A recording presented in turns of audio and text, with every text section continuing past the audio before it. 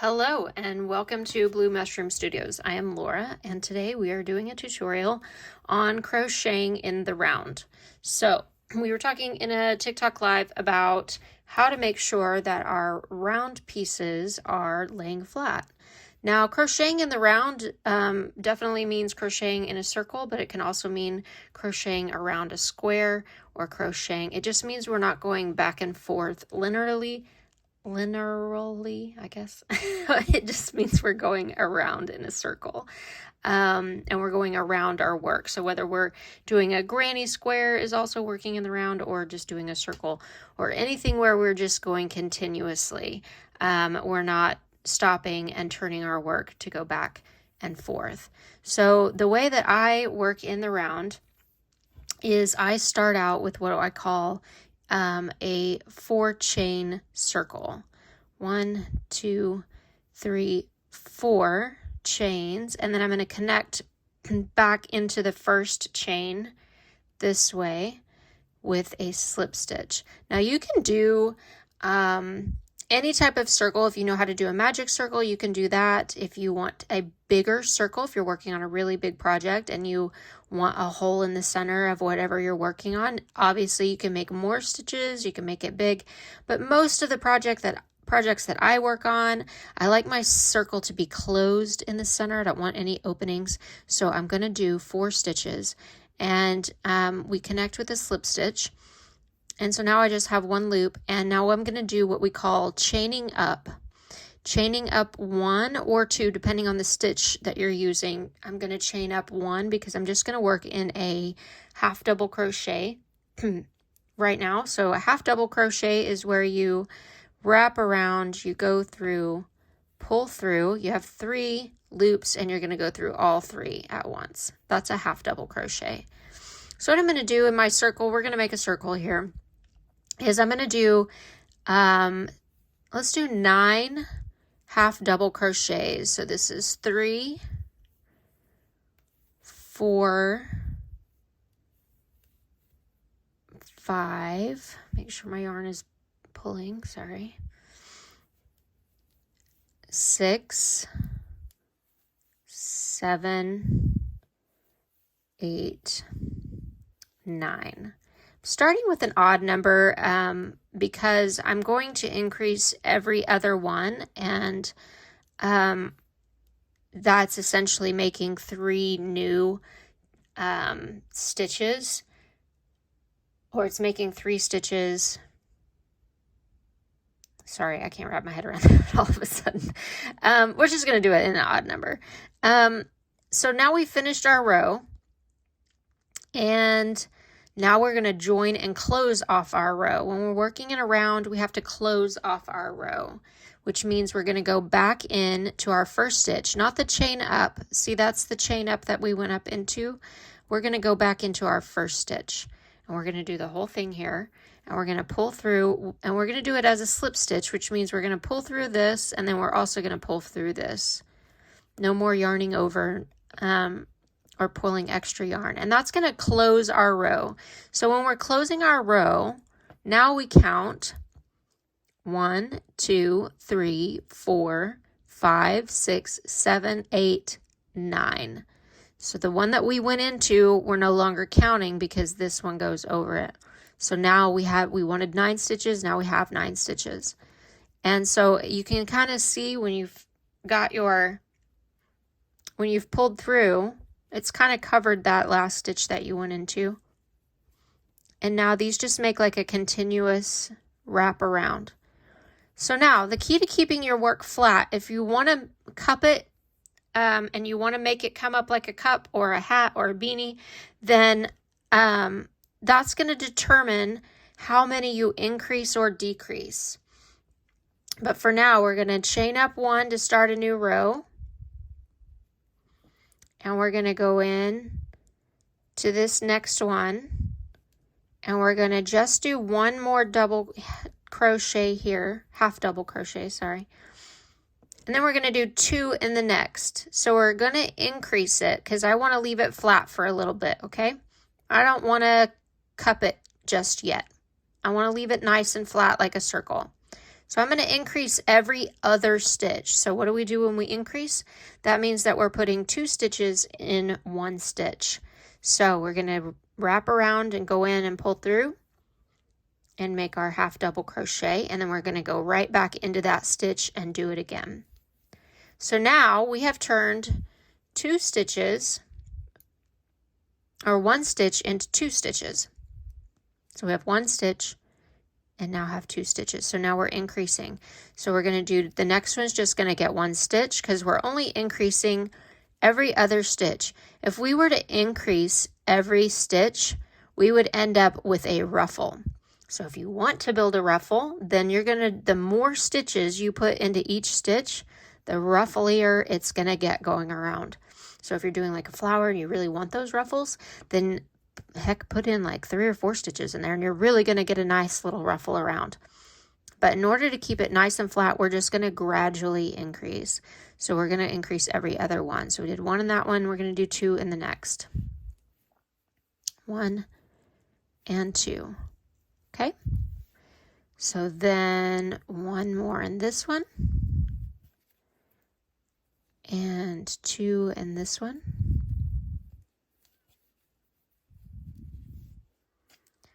1 in this one.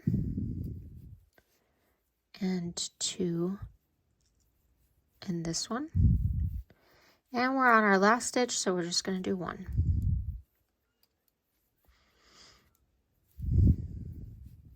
Okay. So we're going to connect our rows here. Chain up 1 to close out that row. Now you can tell that this is laying fairly nicely. I mean, it's coming up a little bit, but that's just because we need to block it out. But it'll lay really nicely and be a nice flat. Now, if you want to increase again, you're going to continue going around. But this time, what I'm going to do is I'm going to do every 2 stitches. So I do 1 and 1, and then I'm going to do 2 in here. And I'm just gradually increasing it as I get it bigger. And that's going to cause it to lay flat, but not cause it to ruffle or curl. Now, keep in mind that depending on the project you're working on, different patterns may call for different increase intervals, okay? So don't think that this is the be-all, end-all to keeping a project flat. This is just really how to keep it flat and uniform. You can change this depending on what you want your project to look like, okay? So this is going to keep it a flat project. Let's see. Oh, I'm going to do an increase in this one. Now, when you're ready to start having it come up and you don't want to increase it anymore, say you want to turn this into a cup or like a flower pot. I have a video on how to do a flower pot, and this shows you the exact same, it's basically the exact same tutorial. But say you want to make like a beanie. So we're going to start bringing it up on its own to where we don't have to form it that way. Okay. Oops. So then we're just going to stitch up, and then we're going to go stitch for stitch in each. And that's going to start bringing up. Oops.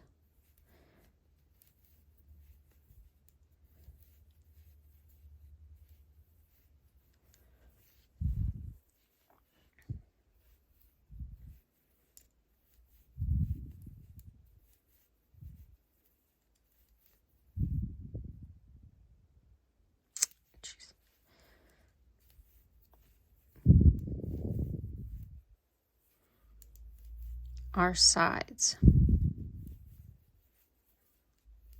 So I would just keep this same stitch count as I'm going up, remember to close out your circle. A lot of people will put a stitch marker here so you remember where you go. Sometimes it's hard. You get going fast and you get in your groove and you just go straight over it and you forget to chain up and create a new edge.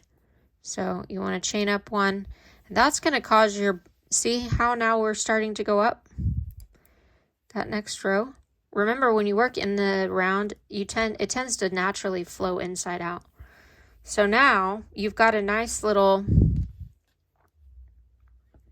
like it stayed flat for the width and now it's going up, and you can see that you've got a nice build up there on your edge. Now, if you want to decrease, let's show you how to decrease. So we're going to do one here.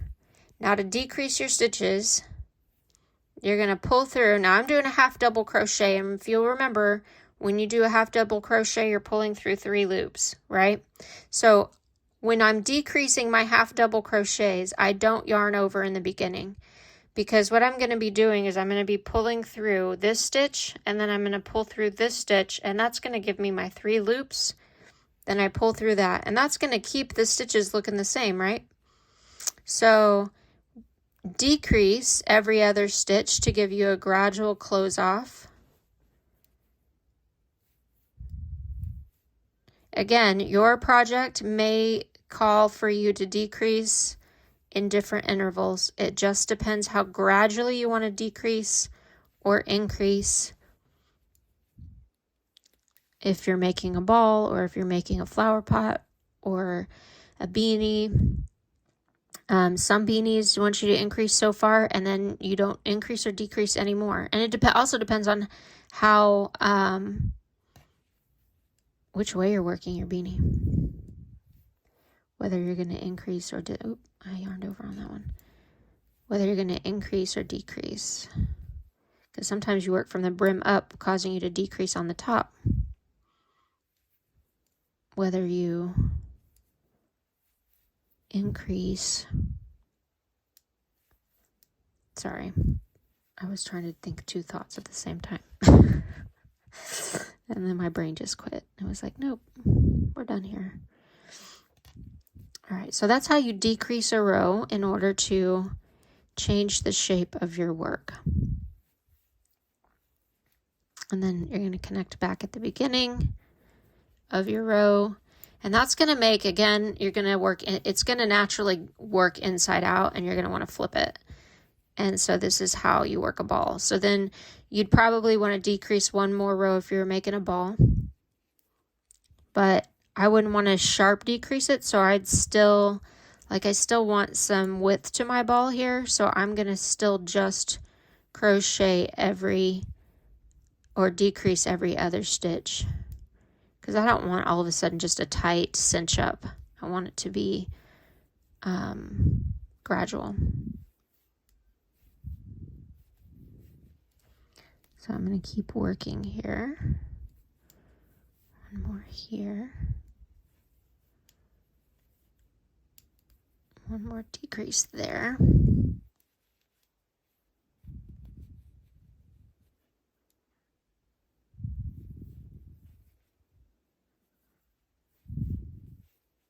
Okay.